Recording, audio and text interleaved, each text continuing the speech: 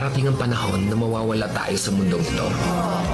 At kapag dumating ang panahon na yun, hindi mahalaga sa kung gaano karami ng pera ang naipon mo sa bangko.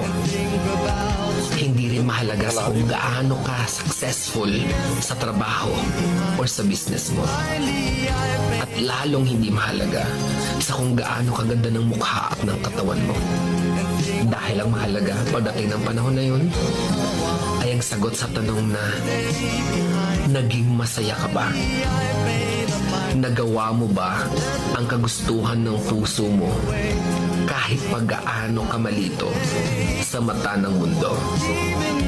Dahil sa huli naman, ikaw naman magdadala ng mga memories na yon sa libingan mo.